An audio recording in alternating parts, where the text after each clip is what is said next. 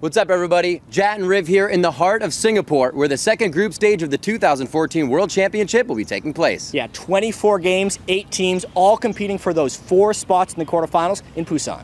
So don't touch that browser. The World's Preview show starts right now.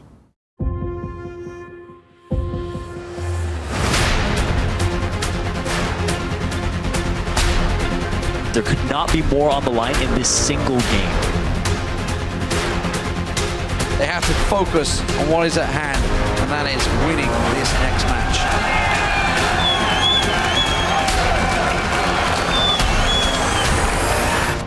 They make the comeback!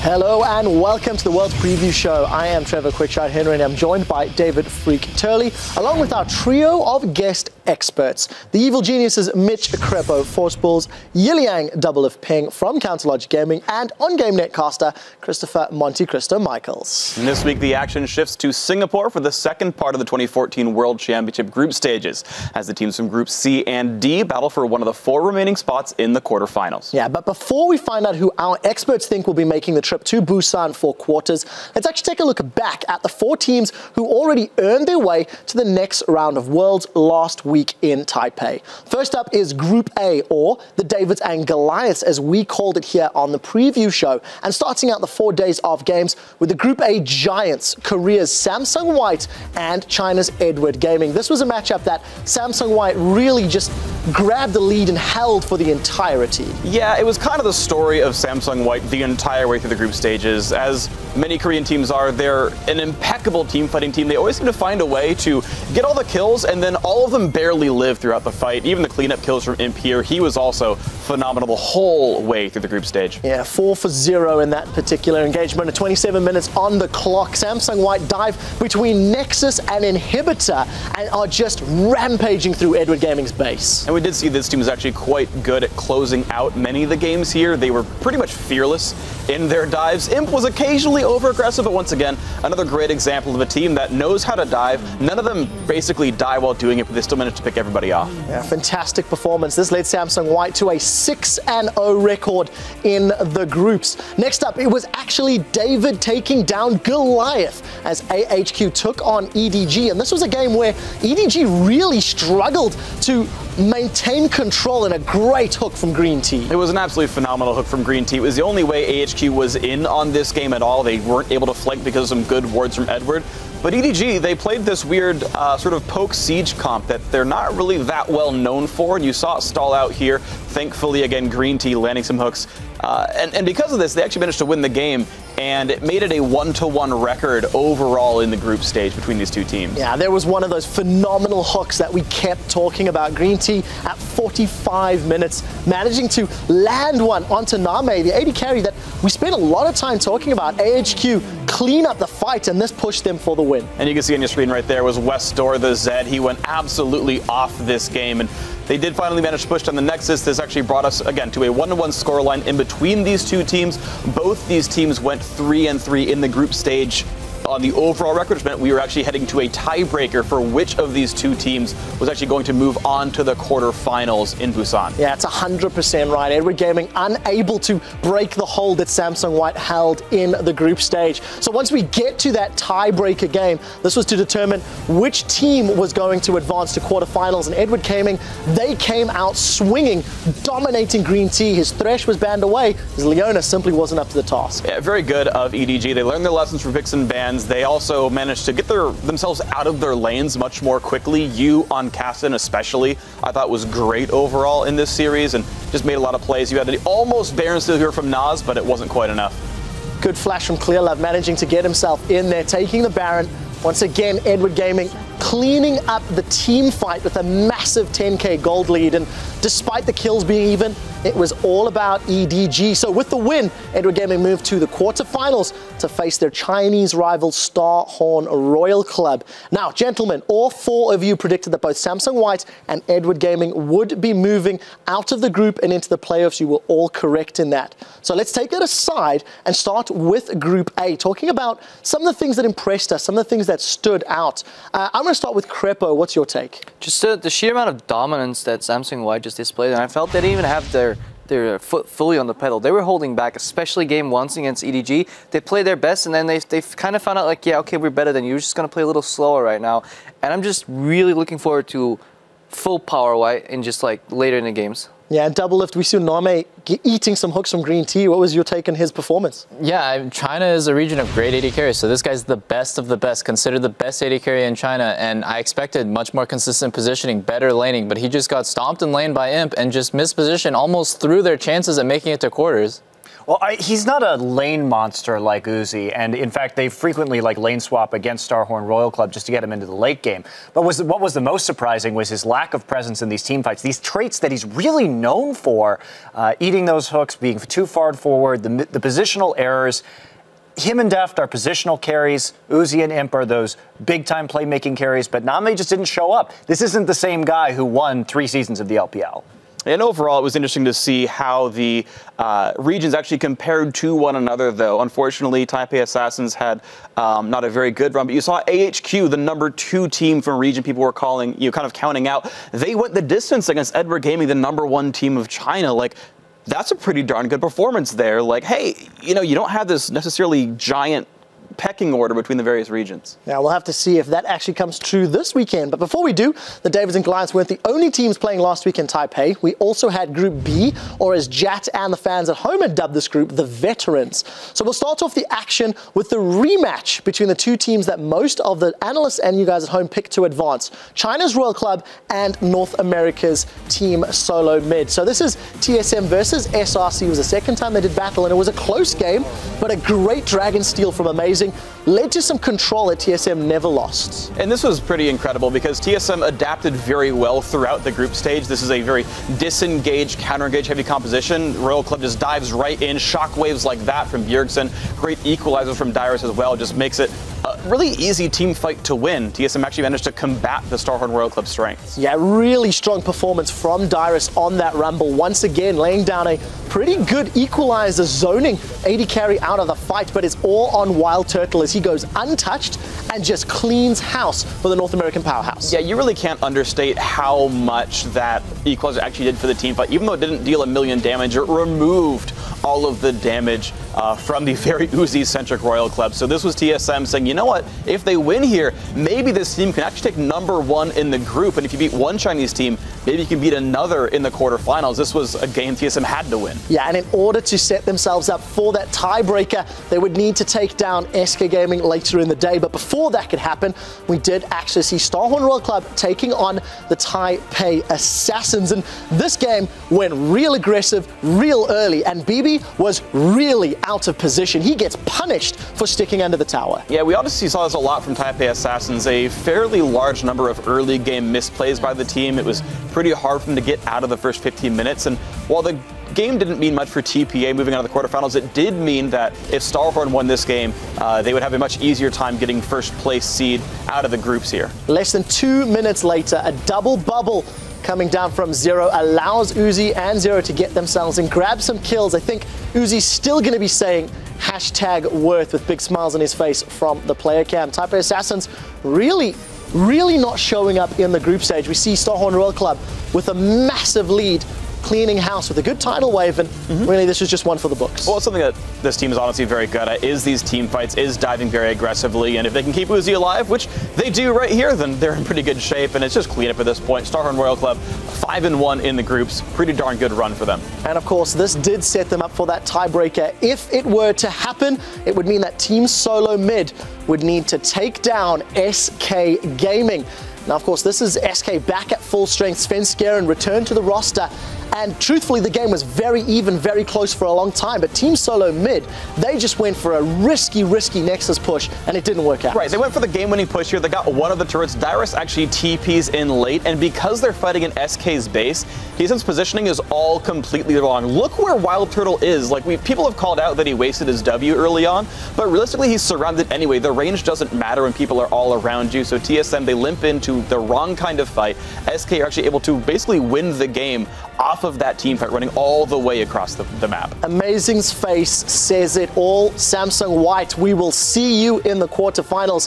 Thanks to SK picking up a win and Svenskeren being denied the sweet, sweet, tender affections of Freddy. It does mean that Team Solar Mid will be facing off against Samsung White. So once again, majority of you guys did actually pick both Starhorn Royal Club and Team Solar Mid as the teams that would advance from the groups. I won't mention that Doublelift got it wrong. Well, I just did.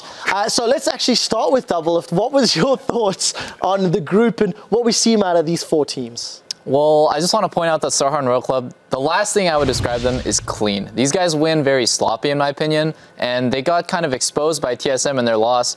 Their weakness seems to be just counter-engage because all they know how to do is go in. So I felt like it could have went either way. If TSM didn't have that loss to SK, which really could have went either way, then I thought TSM could have swept that group and made it out in the first seed. So Starhorn Royal Club, I feel, is very fortunate to have that first seed, and we'll see how well they do in the quarters because I feel like they are a lot weaker than I expected. Yeah, that was actually the point I was going to make. Thank you for that, Peter. Yeah, basically, how much that one game ended up mattering. SK against TSM right there. TSM should have won that, and that makes a difference between TSM facing White in the quarters or EDG, and that for TSM, that can spell the difference between basically what likely is being predicted as a stomp for White to actually potentially making it to semifinals, which would have been really big. So that one game just like swayed their fate entirely. And yeah, unfortunate. I can't agree with the fact that you say that TSM should have won that game. They fell behind pretty far early. I think they were even lucky to be able to execute that mid lane push. Yeah, it was disastrous, but to even get to that point with that fed vayne, I think was very fortunate for them. And if we take a look at SK over the course of the group stage, I really want to highlight Freddy's play because he stepped up. And over the past season, he's been kind of gaining ground. He's considered one of the top laners in Europe, and he did work on that SK Gaming team. I was very impressed by his play on the world stage, really showing that he's a top-tier top laner. He has shown phenomenal growth from the time that he played in AAA. He used to be very solid there, but people will just dismiss him really easily. But he has really stepped up, and he's really surprised me as well. Yeah, I completely agree. Yeah, and honestly, I just liked, once again, sort of same story as Group A, the regional parity here. Number 3 team from Europe, 1-1 against the number 1 team from North America. The number 2, very nearly the number 1 team in China as well. Starhorn Royal Club right there. So you see all these teams very close together in skill, and I just kind of wish we could have seen what would have happened if SK had their full lineup and, Svenskeren hadn't made that mistake. Yeah, big thoughts indeed. All right, so with the first 4 teams locked into the quarterfinals, the world's bracket looks like this. The biggest giant from Group A, Samsung White, will face Group B's runner-up, Team Solar Mid, on Friday, October 3rd. And then in the bottom half of the bracket, we've got a rematch of the Chinese regional finals. Group B's top team, Starhorn Royal Club, facing off against the Chinese champions, Edward Gaming, on Saturday, October 4th. Yeah, now before we discuss which teams we think will be filling in the rest of the world's bracket, it is time for one more look back at Group Stage 1 as we hack into the player comms of AHQ and Edward Gaming for a special Worlds edition of All Chat. AHQ could still potentially cause a big upset here. If they could take down EDG, they still have a chance of qualifying. 露露美 TP 小峰可以看一下，他们要挂线。你们跟我到吗？要上了，要上了。He gets hooked once again. This is real bad news once again. 我干姐，我干那个，他死了，陆先死了，解析，他没闪。露露出来呀，露露出来呀。They can take Baron, or they can say, screw the Baron, let's go for the win. They're gonna go right up that mid lane, Joe. They want to answer the inhibitor. Let's see if they can do it. 5 members shoving it on the turret. What the hell is happening here, ladies and gentlemen? AHQ are turning this game on its head. 冷静。大绝15秒，时光很GG。This crowd is lighting up and ready for AHQ to take a victory. Oh my God, Brian is going low here, but he himself has got a guardian angel.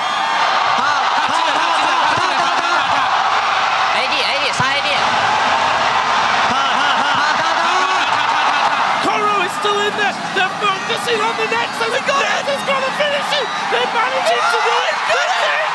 AHQ beat Edward Gaming. Can you believe it? Insane scenes here in Taipei. Wow! There are no words that can do that play justice. I have goosebumps watching that again. I think the crowd did it justice. I completely agree. All right, guys, let's actually move on to the teams that will be playing this week in Singapore. And first up, we'll actually check out Group C. And just like last week, we're going to turn to you guys in order to help us pick a slightly more exciting name for the group. But you mean Group C doesn't convey any sense of ferocity or anything close here? No. Oh, well, luckily you guys came out in force on Twitter with plenty of suggestions that capture the epicness of the group. And those range from C is for craziness to OMG WTF, and then my favorite, Bloodbath and Beyond. Yeah, well, a lot of you are referring to Group C as the group of death. At best, Rollock sent in mid-lane madness, which we actually think fits rather nicely, and we'll explain why a little later. Let's take a look at the 4 teams in the group. First is the number 2 team from the European LCS, it's Fnatic, along with the number 1 team from Korea, Samsung Blue. Next is the number 3 squad from the North American LCS, LMQ, and finally the number 3 team from China's LPL, OMG. So we'll start with the number 3 team from the North American LCS. It's LMQ. And now, Freak, you've actually watched these guys play all year long. What do you think about the team and the chances at Worlds? Honestly, LMQ are very good, and I actually love their story. It's kind of the American dream. They moved to America from China, brand new lineup. They started in the Challenger Series, and they absolutely dominated the Challenger Series from start to finish. They won basically everything you could have, qualified for the LCS, stayed top 2 in the LCS the entire season, and then made it to the playoffs. And aside from one 5-game loss to TSM, steamrolled through the playoffs, looked great there, number 3 seed overall, an incredibly good lineup. And let's actually take a look at that starting 5. In the top lane is Ackerman. Last year, he was known as Godlike on Royal Club, was a finalist for the World Championship last year. The jungler is No Name, he's the primary shot caller. Mid laner is Xiao Wei Xiao. AD carries Vasily, and supporting is Moore. Yeah, and I think when you look at this lineup, there has to be some emphasis and focus on Xiao Wei Xiao. I think he did a really good job in the NALCS. And Crepa, what's your take on this player? See, when I initially thought about Xiao Wei Xiao, I thought a very passive mid laner that goes for farm, has a really high GPM as well. You look at the stats right there on your screen, a lot of gold, the highest in the NALCS. But then if you look at his kills, apparently he has like 114 kills, which is also higher, and it's a lot higher than I expected. However, I can see that happening because I remember playing against them, and they would basically, once he came out of farm mode, they would switch him to the bottom lane and let him play assassins, like LeBlanc back in the day, and let him use rack up kills that way. So I'm looking forward if LMQ is going to repeat that with the resurgence of the assassin metagame. Well, we'll have to see if he can get his hands on it. Somebody else who picks up a lot of kills is Vasily. Probably the most aggressive AD carry in North America. Double lift, yes or no, what do you think? Yeah, absolutely. I mean, when Vasily came to North America, he just kind of exploded onto the AD carry scene. Everyone kind of looked up to him for laning. And if I had to describe him in 2 words, unrelenting aggression. This guy never stops fighting, never stops moving forward. So his style is very unique, and I feel like he helped the NA AD carries kind of progress into a more aggressive and less farm-reliant style. All right, next up, it is the number 2 seed from the European LCS. It's Fnatic. Fnatic is going to be one of the most recognized teams in the Western scene. They were the Season 1 World Champions, and then when the LCS started, they won the first 3 European splits back to back to back. In the midst of all that, they also had a semi-final placement during last year's World Championship. I think there's a lot of pedigree in this roster, and there's even more expectation on their shoulders coming into this World Championship. Oh, absolutely. Fnatic started out the last World Championship with a bang. They dropped 1 game during the group stage, including beating out big titans like Gambit or Samsung Ozone, now Samsung White this year around. They took out Cloud9 in the quarterfinals. They finally did lose to Royal Club in the semis, but that's still a top 4 at Worlds, which is incredibly impressive. Now they're back at Worlds for the 3rd time as a team. They've got a new AD carry and Reckless. It's a pretty incredible lineup. Let's actually check out their 5 starters here. In the top laner, Soaz, a great Frenchman there. He's known for all kinds of crazy things top lane. Some good, some bad. We'll see if it works out for him. Cyanide, one of the players who's been with Fnatic since Season 1. Peke also the same in the mid lane there, been with the roster the whole time. Reckless, the new guy this year on AD carry. And Yellowstar, his 4th trip to Worlds, twice as AD carry, twice as support. Yeah, talking about players who've been around the scene a long time, Peke himself, Season 1 World Champion. He's been playing for an extended period of time. And this is a guy I think everybody's going to be looking at the World Championship. He was famous for that Kassadin backdoor where he managed to take down SK's Nexus. I've had the pleasure of casting him, and he's got an incredibly deep champion pool with an immense amount of skill on a massive array of champions. We'll see if he can pull it out. The only question is it going to be better than Gamescom? Because he was looking a little shaky at the European Regional Playoffs. Reckless is a player I want to talk about, but I want to ask Crepo your opinion on Reckless, because you've known him for quite a while, actually. Yeah, I really like Reckless a lot. He's like a little brother to me. I've helped him a lot with stuff here and there, and I was so happy that he could finally got into LCS and basically show the world how good of a player he is. if I recall correctly, he tied the record for most kills with ManCloud, but at the same time, he had the very least amount of deaths, and he got that award at Gamescom for it as well. And it's just impressive how few times he dies, how well he positions. People always call him like, you know, he farms too much, he doesn't help his team enough, but getting those stats in an entire split is very impressive, and I'm definitely looking forward to how his laning phase will go together with Bora, and because I played against them and they were pretty damn good in lane. Yeah, I'm looking forward to seeing how he has grown. Reckless has been quite outspoken about doing better in some of these weak areas. Now let's send it halfway around the globe to Joshua Jat Leesman, who's hanging out with two players, Fnatic's FLICKR and Cyanide, and they'll be wearing their new Season 1 championship rings during this year's Worlds. Thank you very much, Quickshot, and I'm joined here by FLICKR and Cyanide from the Season 1 World Championship Fnatic team. You guys actually just recently received your World Championship rings. Talk to me about kind of what that means.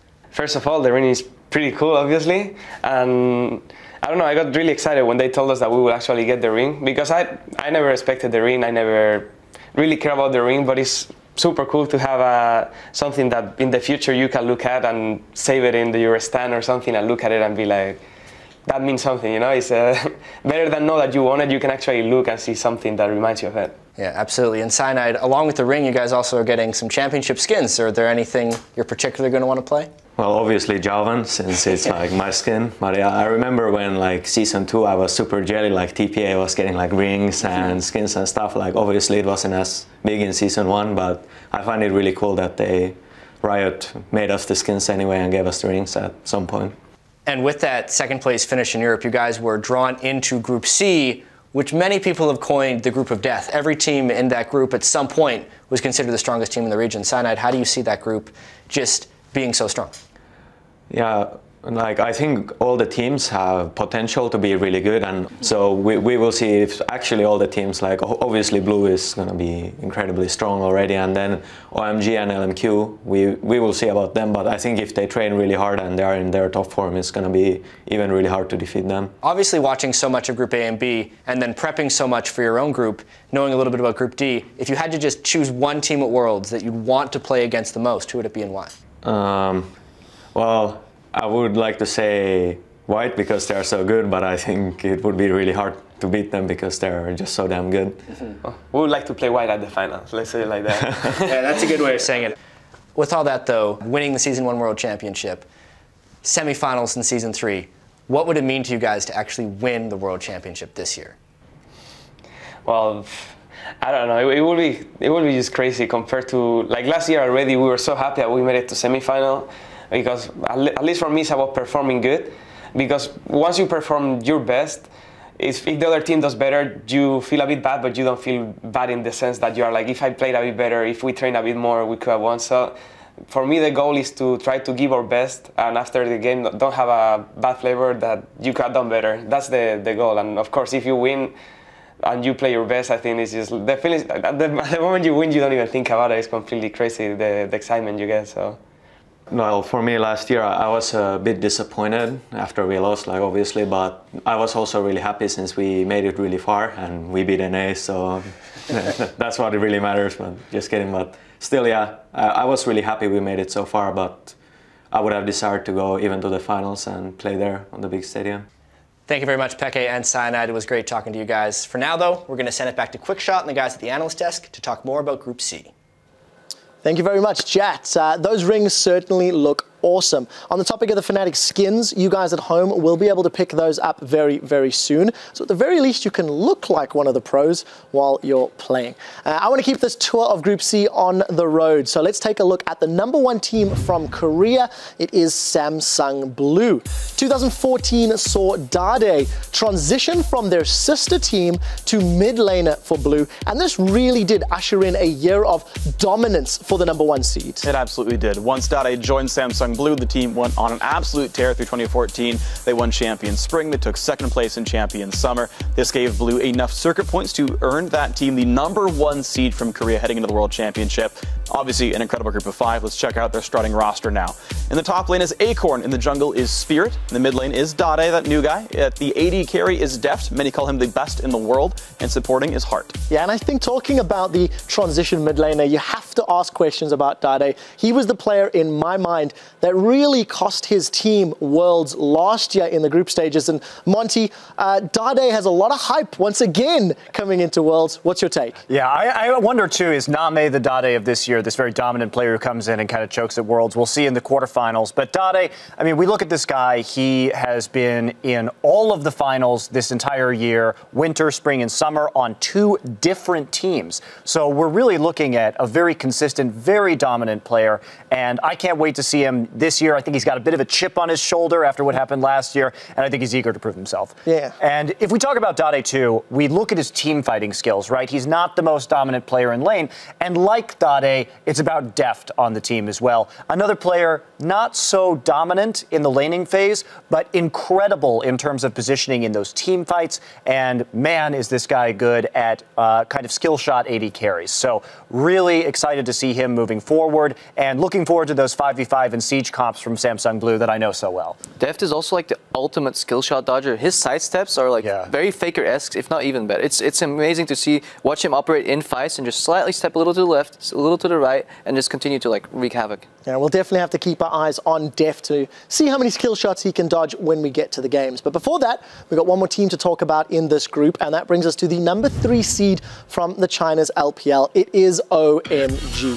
OMG have actually had a very strong year in the LPL. After making some name changes to their players and positional swaps at the beginning of the season, they have consistently finished in the top 3 of the LPL throughout 2014 and took 3rd place at the Chinese regionals to earn their trip to Worlds. And this is the 2nd Worlds trip in a row for OMG. Last year, they went beast mode of the group stage. They only dropped a single game, including going 1-1 against SK Telecom T1K, who also demolished everyone, and they actually won the whole World Championship. So in the quarterfinals, though, OMG, their run was cut short. They got taken out by fellow LPL team Royal Club, who went to the finals themselves. So they've only lost to the best teams in the world that year. But we're going to see if OMG can reverse their fortune and do even better this time and this year. In the top lane is Going. In the jungle is Loveling, formerly known as Drug, Allen, or Loveland. In the mid lane is Cool. At the AD carry is San. And supporting is Dada777, also known as Coma last year. Well, let's keep things a little bit frosty and talk about OMG's mid laner Cool. Doublelift, what's your take on this player and his style? Well, I really like to play with him at All Stars. He was a really nice guy. He's also a very violent guy with 168 kills in the LPL regular season, the most of any mid laner. Then he played at LPL playoffs, 3rd place. Doesn't mean he won every game. He obviously lost a ton. He's still the led kills in the LPL playoffs of any position, any player. This guy's extremely good. He's the playmaking, considered the best mid laner in China for his playmaking ability. Obviously, super bloodthirsty guy. I'm looking forward to see him play. He's been actually just incredible. And one guy I got to talk about as well, this team is pretty solo lane focused. It's their top laner Going. He's just been awesome as well. One thing I want to share about him is in the Chinese summer LPL playoffs, they played Royal Club in 2 different BO5s. Both went to all 5 games. So 10 games against Royal Club. 28 of the 30 bans from Royal were aimed at Going. This is a scary, scary top laner who's going to pull out the Maokai and Alistar, but also carries like Jax and Aurelia. It's going to be a lot of fun watching him play. Yeah, we'll need to see if Going pulls out the Jax. Anyways, it is time to freeze the minions and head over to the Telestrator, where Monte Cristo is ready to dissect the mids in the laning phase. Thank you, Quickshot. The aptly named Group of Death will undoubtedly see some fierce battles this week, and I believe whoever wins the mid lane will come out on top. So let's take a quick look at how I rank the 4 players who will be front and center for Group C. Number 4, it's going to be LMQ's Xiaowei Zhao. Despite this summer being his first split in the North American LCS, he led the league in kills by a mid laner and won the summer split most valuable player. That said, he is a very farm-dependent mid laner, and he has less playmaking ability than the other mids in this group. He's also not up against the toughest competition in North America. At number 3, we're going for Fnatic's Peke. He is one of the top mid laners in Europe, and of course his name has become synonymous with backdooring a Nexus thanks to his famous Kassadin win. Although he is an assassin player and the meta is shifting back in his favor, he's overshadowed by the two other players in this group purely because of increased playmaking ability. Number 2 is going to be OMG's Cool. He did have a great showing at last year's Worlds, keeping up with FLICKR in lane and proving a lot of his abilities. He did tear through the group stage last year. It's going to be a little bit harder this year. He's the best mid laner in China. He kept up his performance throughout the LPL this year, and he really has hard carried his team. He got as many as 20 kills in a game in the playoffs in the LPL. And especially on OMG, they're a very solo lane dependent team. He is the rock that they kind of build their foundation on. But of course, with one top or mid laner left, that is going to be Dade in Group C, of course. Who's your Dade? He's at number 1. He is number 1 on this list because he has been to 3 consecutive Champions Finals this year, 2 different teams, won a season MVP award, and he is an extremely dominant player in spite of his limited champion pool, to the degree that he has champions like Zed that he can pull out, that he has a 17-2 professional record on. It's pretty much a death sentence if you let him pick Zed. He did have a lackluster performance at Worlds last year, but he has returned to form. He's gotten even better, and I expect a much more impressive performance from him this year because he's probably the most consistent player in Korean history. So that's going to be the breakdown for Group C in the mid lane. I can't wait to keep my eyes on the matchups over the next 4 days. Quick shot, back to you, man. Yeah, I can't wait to see that either. Thank you very much. That is a definitely powerful lineup of players that everyone will have to be watching. You've heard how Monte Cristo ranks the mid laners in Group C, but you don't have to agree with him. We'd like to know how you would stack up these mid laners. So head over to Twitter and tell us how you would rank them and why. Send your responses to @LOL Esports along with the hashtag Worlds Preview. Now, one group of guys that absolutely agrees with Monty is his teammates on Samsung Blue. And even though the star mid laner left the world's battlefield early last year, this time around, Dade is determined to show the world why he's called the General. 네, 안녕하세요. 삼성 블루팀의 미드라이너를 맡고 있는 다데 배어진입니다.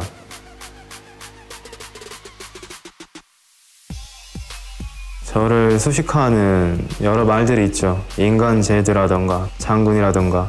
누가 먼저 시작한 건지 잘 모르겠지만 장군이라는 별명에 대해서 평소에 신경 쓰진 않습니다. 제 생각에 엄청나게 많이 의식하고 있는 것 같아요. 뜨거운 이제 여름날에도 자켓을 입고 있잖아요.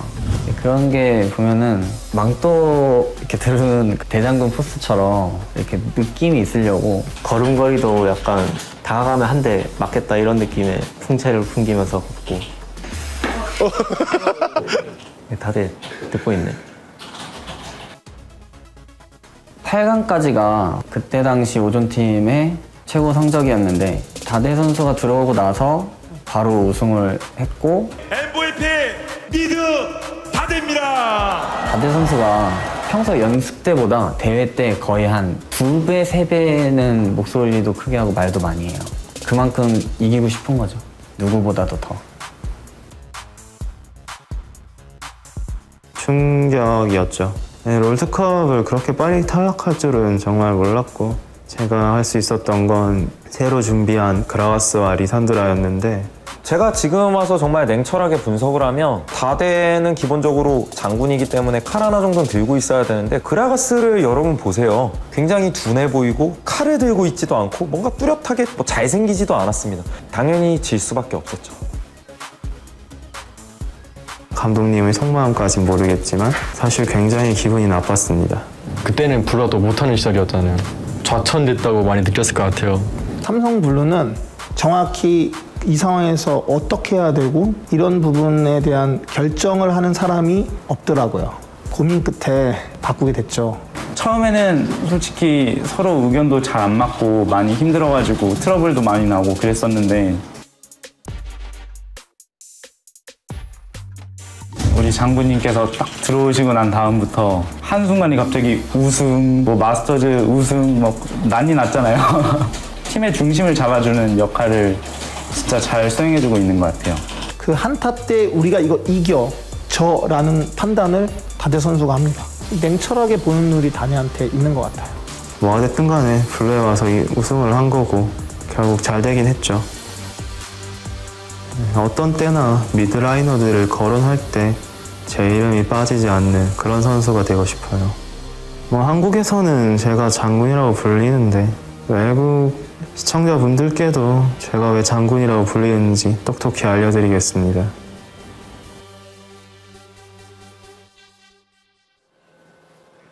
Wow, those are some strong words from Dade. Yeah, Dade's a really interesting player. After or between games, a lot of the times when I'm casting at OGN, you see the players kind of get together and talk, have a little conversation in between matches. But Dade, Blue just kind of lets him go off by himself. He'll spend some alone time, walk outside, stand by himself, recollect himself before coming into the booth. Very intense player, very focused and self-reflective. Yeah, definitely takes the game quite seriously. And, you know, take away from that piece, he was saying he wants his name in the discussion when mid laners are being talked about, and he wants everyone else to ask, who's your Dade? Right, we've taken a look at the teams in Group C, and it is time to lay it on the line. So, gentlemen, which two teams do you think will be advancing to the quarterfinals and why? We're going to start with Monte Cristo. We know you're picking Samsung Blue. Who is the second team from this group to advance and why? Well, realistically, everybody is going to pick Samsung Blue. It's really a battle for second place here. I don't think LMQ has what it takes, but OMG and Fnatic are a little bit closer. I'm going to take Fnatic here just because I think they can stack up a little bit in terms of the solo lanes, but the big difference is going to be Reckless and Yellowstar, who I think will be dominant in the bottom lane. Sun and Dada have not been looking too good over the course of the last few weeks of the LPL and the regionals, and that's going to be the difference. Well, talking about the AD carries, Double Lift, you're next on my hit list. Who are your two teams advancing and why? Well, Samsung Blue is the obvious number one, but I think I'm going to surprise some people by picking Fnatic as my number two. I'm a huge Reckless fanboy, actually. I've been talking to him on and off for like a year or so. And I just feel like Fnatic's solo laners have always been the kind of players to step up when it actually matters. It is a battle for second place between Fnatic and OMG for me, but Fnatic's the clear number two. Crepo, predictions, 1 and 2, who's it going to be and why? Yeah, I'm definitely going with Blue first. I mean, everything has been mentioned already, but the battle for second place is going to be really interesting. I think OMG has one of the better, if not the best, solo laners combined as a pairing outside of Korea. But then again, like Xpeke and Soaz will be able to hold their own, while their bot lane should just outmatch OMG's bot lane completely. Barring any upset or just swings from LMQ, Fnatic should be the second team in this group. All right, so Freak, is it going to be a clean sweep? Is it Blue and Fnatic all down the line? No, so of course, yes, Samsung Blue, right? I can repeat what you guys said, but you guys got it right. My second team is going to be OMG, though. I think OMG is stronger. Remember, this is basically the same team that went to Worlds last year. The only games they even lost were to the number 1 and number 2 teams at the World Championship last year. Like, OMG had an unfortunately short run in Season 3, but they're incredibly strong. Cool is ridiculous. I think everyone's going to know his name, maybe even more so than Dada because he is the carry here. And so it's going to be fun to watch OMG. Yeah, we'll have to see how they perform. And just food for thought, Fnatic did not look too great at the EU playoffs. Right, we would like to turn back the dial a full year and time travel to the Season 3 World Championship, but without the aid of a DeLorean, a British police box, or an excellent adventure. We're going to rely on the brawn of your brains. So in other words, let's see how well you guys remember those games from last year with a little Worlds trivia. Rack your gray matter and see if you can remember who was the most played champion during the 2013 World Championship. Yeah, tweet your answers to us at LOL Esports with the hashtag Worlds Preview, and we'll see what your memories are made of and check out your answers on the next preview show. Now, let's go back to the future and shift our focus to the 4 teams that make up Group D. And once again, we're going to harness your hive mind for a slightly better group name. Right, so Group D sounds solid, like the kids who got picked last for the kickball team, so maybe not so good. But thanks to all the power on Twitter, you guys came through with some terrific suggestions like Don't Blink. Yeah, we had a tie for our favorites, and we decided to combine them. Yeah, so the majority of you agreed that there were 3 favorites in this group, and we chose to call that Triple Threat, and that got at Kawaii Ganjin, who got that one together. But because we love the underdog so much, we chose Blue Shell Kaboom from at Gentleman Gustav. That means Group D shall henceforth be known as Triple Threat Blue Shell Kaboom. Yeah, I actually know what a blue shell is after learning it last week on air. Now, here are those 3 teams and a video game reference that I'm totally aware of. So, first is the number 2 team from the North American LCS. It is Cloud9, along with the number 1 team from the European League Championship Series, Alliance. Next is the international wild card team from Brazil, Kaboom Esports, and the number 3 team from Korea, NaJin White Shield. Yeah, all right. Up first on our tour of the group is the international wildcard team, Brazil's Kaboom Esports. Kaboom has been one of the top teams in Brazil throughout 2014. They've made it to the Brazilian League Champions Series playoffs 3 times in a row, but they came away without a top 3 finish each time. However, the team stepped up this year. They took first place at the Brazil Regional, and that earned them a spot to the International Wildcard Tournament, where they 3-0'd Latin American team PEX Gaming, and they became the first Brazilian team to compete at Worlds. Let's take a look now at their roster. In the top lane is Lep, in the jungle is Danagorn, mid lane Tin Owns, AD carry Minerva, and supporting is Dance. And I think I just want to highlight Tin Owns personally, because I think he's one of the mid lane prodigies that came out to the Brazilian server. His Orianna is phenomenal, and he ended up with a 7.8 KDA during the course of their international wildcard tournament run. It's definitely a player that Kaboom are going to be looking at to carry them and work alongside. But it's the shot caller Dance that is standing out and has had a lane swap that allowed him to grow. Freak, do you care to add? Yes, he's a converted AD carry player there. He's filling up the shot calling role for the team, and he's been incredible overall, right? He had a great KD during the international wildcard as well. So far, so good for this team. And what I love so much about this Brazilian team is that a little bit like China and North America, where they started importing a whole bunch of foreign players, this is a team that stuck with an all-Brazilian lineup and shot past all these sort of Korean-laden rosters and have done so well with the homegrown talent pool, and it's been great to see him go. Yeah, talking about importing some Korean talent, let's talk about the Korean team in this group, and it is the number 3 squad from the region, NaJin White Shield.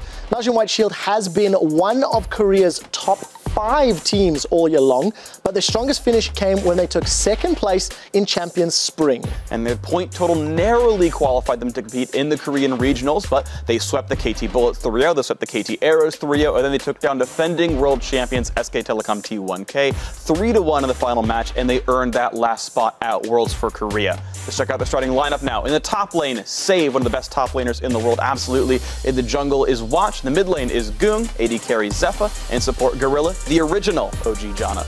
And the mid lane trend will continue, as Goong is one of our players to watch. Monty, we always throw the Korean information. What's your thoughts on Goong and, you know, this squad? Yeah, Goong is a very interesting player. He's very mechanically adept, but he's always had a very small champion pool. When Nidalee and LeBlanc got nerfed, we did see Shield kind of fall back off. Now he's resurged with Zed, with Ari, with Orianna, and that's what he showed very dominant play on during regionals. Is he going to be able to be easily banned out? That's kind of the question moving into the Group D games. Yeah, and I've got another question, because I know you've got a little bit of a man crush on the top laner Save. So tell me a little bit more about why you like Save so much. You know, I refer to Save as the last of the top carries.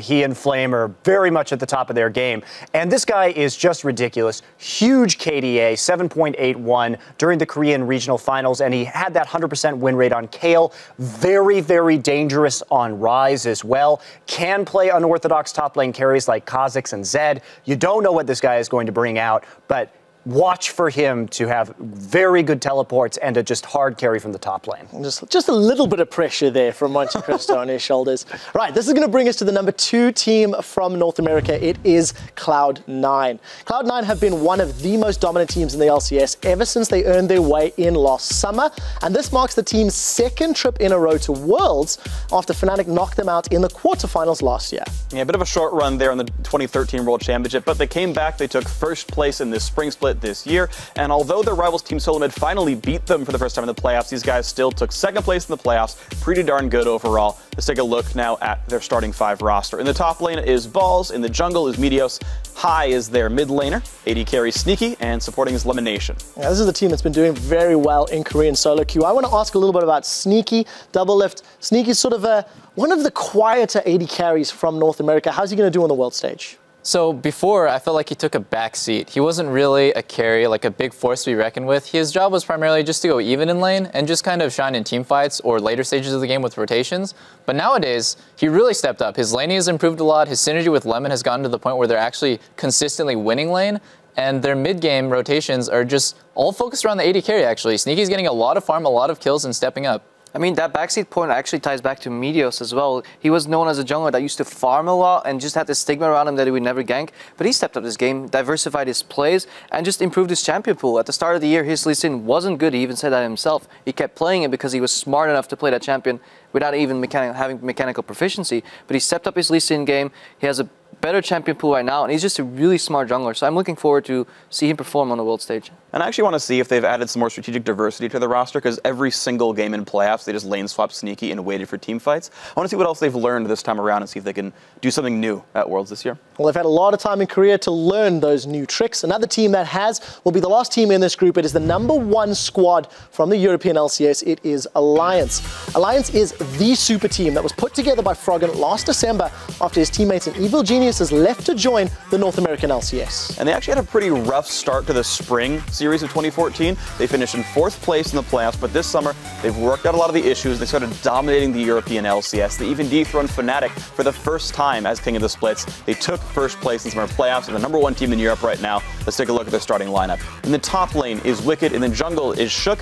Mid laner is Froggen, who put the team together. Tabs AD carry, and supporting is Nif. Yeah, I think you hit a really good point there discussing Froggen, and it is his team. He feels a lot of pressure to perform, and this team was put together to win. Quoting him directly, Froggen is a player that is potentially considered to be one of the world's best mid laners. Crepo, you've had the pleasure of knowing him for many, many years. How excited will he be to be back on the international stage? I think he will be very excited and just wants to prove to the world that he's still a solid top-tier mid laner. I mean, I've known him for a while. Let's call it what it is. Our team wasn't good enough anymore at that point, and he said, hey guys, we're good friends, but I want to move on. I want to try my own thing. And with all respect, he's very outspoken in that regard. He's very honest. So that's why we're still good friends right now. And I wish him the best, but it's going to be really hard for their team to match up against some of the other teams in this group. Yeah, we'll have to see how they do. Somebody who's a little less outspoken, but equally talented, maybe. Tabs in the AD carry role. Doublelift, have you watched much of Tabs? What do you think of his style and his play? I have watched much of Tabs because he's actually getting more and more outspoken within the community, and he's a really solid AD carry. He's just been kind of overshadowed in terms of statistics. He's got less kills, he's got a worse KDA, and he's got a really strong champion pool, but not quite as good as Reckless throughout the regular split. But actually in the playoffs, he had a higher KDA than Reckless and performed, in my opinion, a little bit better. So I'll see how well he does on the world stage. This is his 2nd time returning. He's no stranger to going to Worlds. He went with the 1st place team again last year with Lemon Dogs. So I feel like Tabs has a lot to prove. All right, with that, it is now time to leave the base again and take a look at the lanes as Monte Cristo leads us into the laning phase. Thanks, Quickshot. When considering the teams in Group D, I have to keep the focus on the mid lane once again, just like Group C. So let's check out the players in that role and see where they rank here at laning phase. Number 4 probably won't come as a surprise. Tin Owns from Kaboom. He's definitely the strongest laner in his region. Unfortunately, that region is still up and coming, and we're talking about the World Championship here, so he is going to be overshadowed by the other mids in this group. Number 3, I'm going with Hai. Hai's obviously a very strong shot caller, but is a bit weak when it comes to his laning and his champion pool. Now, I do think we'll see an improved Hai due to his time in Korean solo queue. I think out of any player who went to a boot camp in Korea, he had the most to gain. Number 2, going to be Goong from NaJin White Shield. He had a strong performance throughout the Korean regionals due to his mechanical skill, and he was instrumental to taking down last year's world champs, but he still has that small champion pool that's plagued him. He's also been rather inconsistent over the course of the year, and I feel he could be targeted out with bans if he hasn't broadened his pool in the last few weeks. Number 1, it's going to be Froggen from Alliance. He's one of the top mid laners in the world, certainly. He comes into this series with a very large champion pool and that consistency that we look for in top players across metas. He plays a very calculated style, he knows his limits very well, and he's always relevant in game. So that's going to be your laning phase for Group D. Quickshot, back to you. Thank you very much, Monty. Once again, I'd like to hear from you whether or not Monte Cristo was right or wrong. Let us know what you think by ranking these mid laners and also telling us why. You can send your answers to @LOL Esports with the hashtag Worlds Preview on Twitter.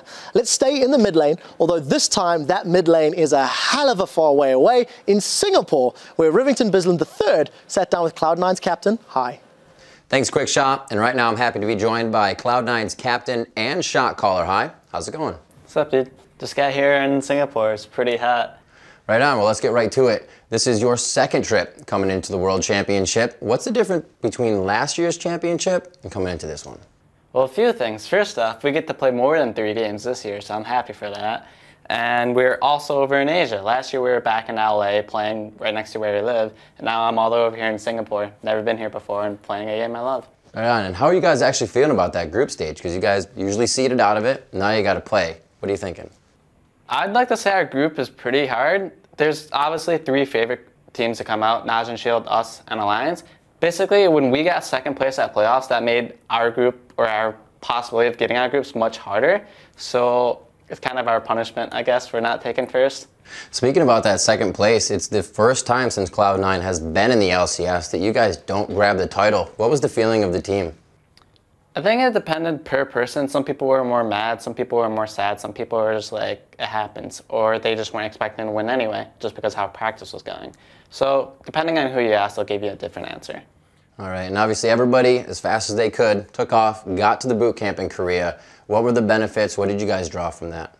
So we got to practice for 3 weeks in Korea. We learned a lot here. If we got to stay here for another year, I'm sure we could compete against the best Korean teams over and over. But we only got a limited amount of time to practice against them. And the limited amount of time we did get, we've learned a lot in 3 weeks here. And while you guys were boot camping in Korea, did you guys figure out that you needed to focus more on Cloud9 or focus more on the teams you were competing against? We had to focus on what they were doing to beat us, basically. So we look at what they're doing and be like, hey, how are they doing this? Why are we like losing? What are they doing better than us? And then we learn from it and try to fix the problems that we were doing. And it went pretty well, actually. And which team are you guys looking forward to face at Worlds if you get the chance? Well, I want to win Worlds, so obviously I don't want to play versus a Korean team, but sadly there's one in our group and you'd have to face one to get to the finals anyway. So I guess I'd like to play versus Blue as the most, just because they are on our side of the bracket, and I want to play versus Dade. All right, Hai, final question. What would it mean to you, to the team, to win Worlds? To win Worlds, we haven't thought about that because it's a far stretch, but in the case it did, it basically make us losing at playoffs not matter anymore. It would show the world that the Western teams can actually compete against the best teams, and it would give me a lot of money to go do things and have fun. All right, Hai, thank you very much for hanging out with us today, and best of luck to you and the team at Worlds. And right now, we're going to go ahead and send it back to Quickshot and the guys at the desk to go over more matches in Group D. Thank you very much, guys. Interesting video. One of the things I like whenever I hear from Cloud9 and Hai in particular, they're very introspective and relatively down to earth whenever they analyze their own play, their own skills, and their own power. Talking about play, skills, and power, it's time to go down the line and find out from you guys who you think will be advancing from Group D to the quarterfinals. We'll do it in reverse of Group C, so I'll start with Freak. Who is your top 2 teams and why? Well, the first thing is not going to be reversed. The Korean team is going to top the group. I think no one's really surprised here. NaJin White Shield are incredibly strong, especially that run down the Korean regional where they like 3-0'd KT Arrows, who was like, oh my gosh, they're so amazing. Suddenly they get 3-0'd by these guys. So ridiculously strong team overall. My number 2 is going to be Cloud9. I think they underperformed a little bit in playoffs. Just seeing them advance in Korean solo queue, like 3 of their players are in like the top, like, are playing so many, like if you rank like the LCS players coming over to Korea playing solo queue, 3 of them are in the top 5 here. They're playing a whole lot. They're incredibly dedicated, and I think they're going to go far. Crepo, you're next on my hit list. Who's 1 and who's 2? Yeah, I obviously think White Shield is just going to win the group all out. So the second place is, again, really the important one. It's either going to be Alliance or Cloud9. Initially, I would have taken Alliance, but right now I'm feeling Cloud9 just by a little bit, like a 55 to 45 split. I think Cloud9 is going to perform a little better if they patch up a lot of their problems. Also, just in terms of individual power, I think Balls, that matchup against Wicked is something I want to watch. I want to see how those bot lanes match up. They're so equal.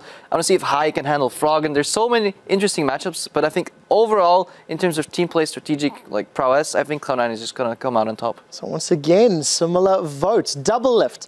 Is there any chance that Alliance is going to beat either NaJin Shield or Cloud9 in your mind? Who's your 1 and 2 and why? Well, my number 1, again, is Shield, like you guys say, for all the reasons that you guys said.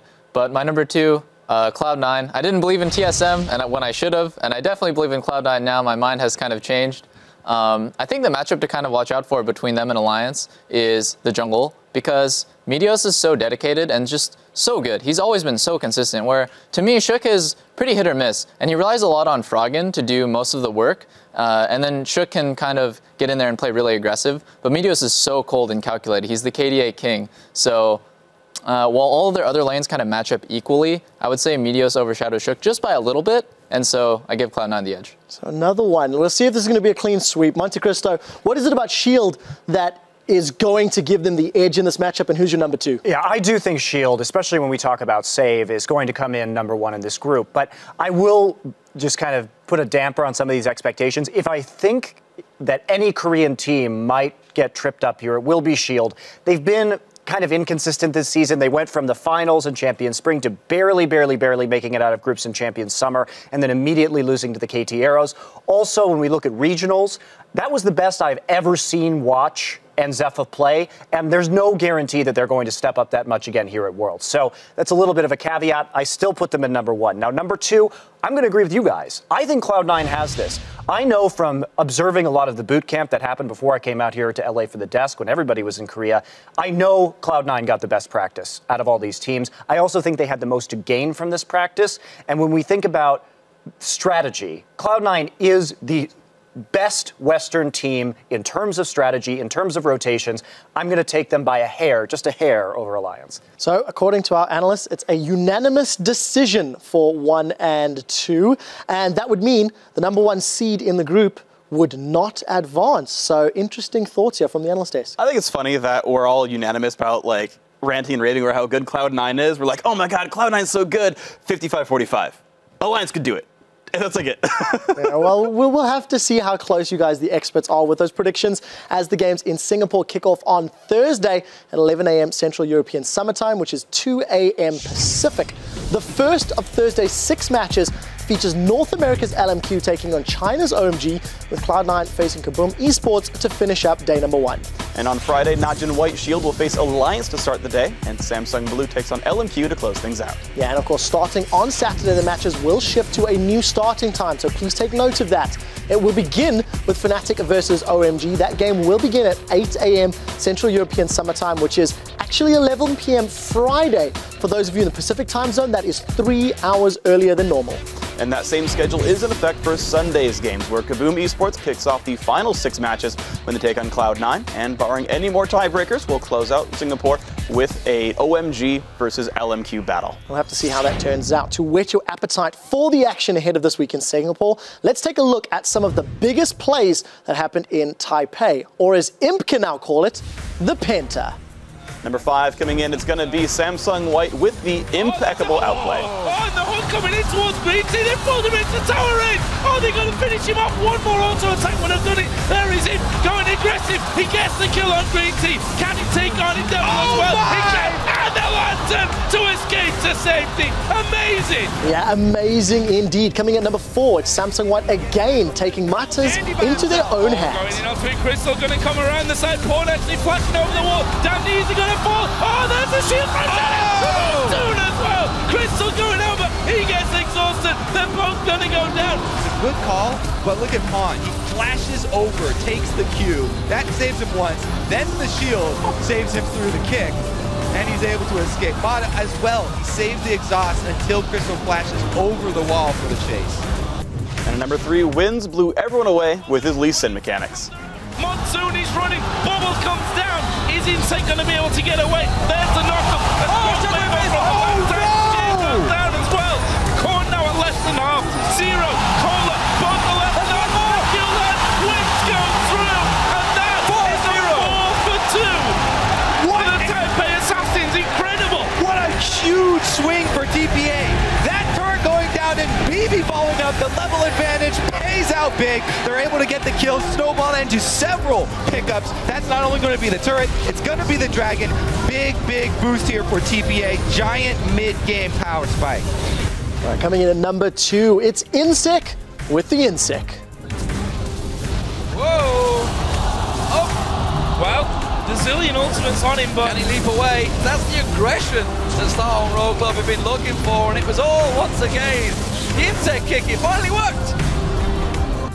And And the #1 play from Taipei showed us that it was not impossible to get a pentakill. Oh man, they are still going for this fight. A little bit of rush control is going to be good for this one. Double kill coming in for Imp. He keeps the shots coming. The triple kill for Imp. Looking for the quadra. And they are going to get it. The pentakill to come in for Imp. Pentakill! Now we thought we'd have a little bit of fun. So it's time once again for the 2014 World Championship preview show, Mad Libs. Oh, jeez, quick shot, please, no. I think we had enough suffering from that last time. I gotta stop you, man. Last week, I think I summed up how everyone on the desk feels watching those Mad Libs right now. Whoa, whoa, in contrast to Darby. No. In contrast to Darby. No. Explain why, what do you think? Yeah, I'm not going to fight for them either. Right, I see how it is. Rest in Pepperoni's League of Mad Libs. So instead of everyone's favorite segment, we're actually going to leave you with a music video that was created specifically for Worlds by OMG that shows a different side of the 2-minute tower diving, team fighting starting LPL powerhouse. Here are Go Going and OMG with our last hit.